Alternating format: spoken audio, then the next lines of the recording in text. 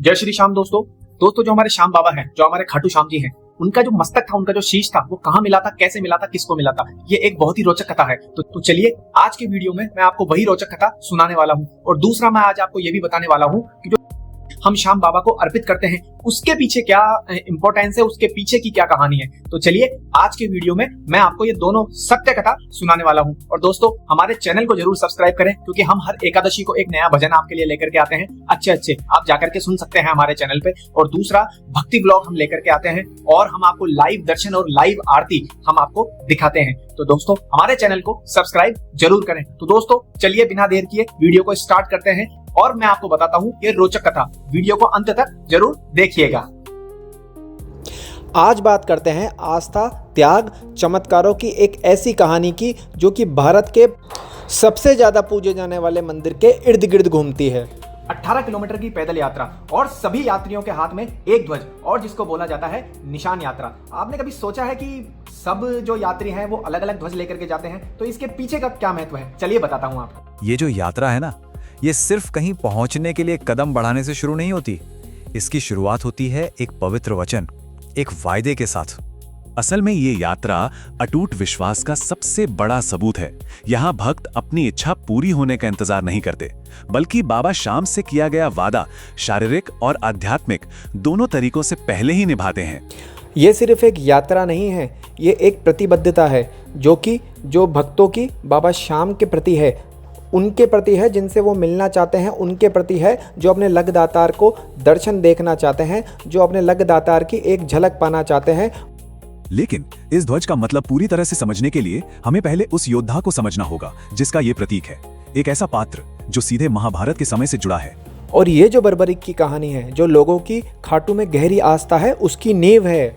और ये जो नाम है हारे का सहारा, ये बहुत महत्वपूर्ण है। ये नाम बर्बरीक के उस प्रण से आया है कि वो हमेशा किसी भी युद्ध में जो भी पक्ष हार रहा होगा उसी के लिए लड़ेंगे। और यही प्रण उनकी किस्मत को एक अलग ही दिशा में ले गया और एक दिव्य परीक्षा के वजह बना। तो यहाँ हम देख सकते हैं कि कैसे एक के बाद एक घटनाएं उनके उस परम बलिदान की तरफ ले गईं। भगवान शिव से वो 3 अजय बाण मिलना, फिर अपनी माँ को दिया हुआ वो वचन, और फिर भगवान कृष्ण का उनकी परीक्षा लेना। हर एक कदम ने उनके भाग्य को आकार दिया। और कृष्ण के इसी दिव्य वरदान ने बर्बरीक के बलिदान को हमेशा हमेशा के लिए अमर बना दिया, पूजा की एक विरासत में बदल दिया। लेकिन कहानी यही खत्म नहीं होती है। बर्बरीक के बलिदान के सालों बाद, सदियों बाद उनका जो शीश है कैसे चमत्कारिक रूप से मिलता है, कैसे चमत्कारिक रूप से पाया जाता है, ये भी कहानी बहुत ज्यादा रोचक है। वह यूं कि खाटू गांव में एक गाय थी जो रोज एक खास जगह पर जाकर अपने आप अपना सारा दूध गिरा देती थी। ये देखकर गांव वाले बड़े हैरान हुए और उन्होंने उस जगह की खुदाई करने का फैसला किया। और जब खुदाई हुई तो वहां बर्बरीक का दिव्य सिर मिला, जो इतने युगों के बाद भी एकदम वैसा का वैसा ही था। इस खोज ने यह साबित कर दिया कि वो भूमि कोई साधारण भूमि नहीं है, और यहीं से एक पवित्र धाम के बनने की कहानी शुरू हुई। मंदिर बनने का जो इतिहास है वो भी अपने आप में एक कहानी है। एक ऐसी कहानी जिसमें शाही भक्ति को खुद दिव्य शक्ति ने रास्ता दिखाया, सपने में मिले आदेश से लेकर मंदिर के भव्य निर्माण तक। और जहाँ पे हमारे श्याम बाबा का, खाटू श्याम जी का शीश मिला था, उसको बोलते हैं श्याम कुंड। कहते हैं कि श्याम कुंड के अंदर जो पानी आता है वो पाताल लोक से आता है, इसलिए वो कभी भी खत्म नहीं होता है। और ये भी कहा जाता है कि अगर आपने कोई पाप भी किए हैं तो उन पापों से मुक्ति का रास्ता भी उस जल के अंदर है। तो ऐसा है हमारे श्याम कुंड का जल, जो कि बहुत ही पवित्र माना गया है।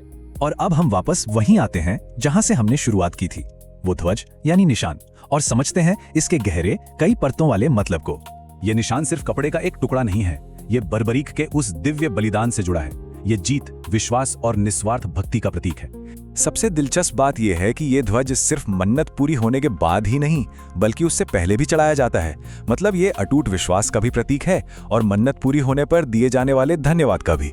एक भक्त का भगवान के साथ जो रिश्ता होता है ना, ये उसके पूरे चक्र को दिखाता है।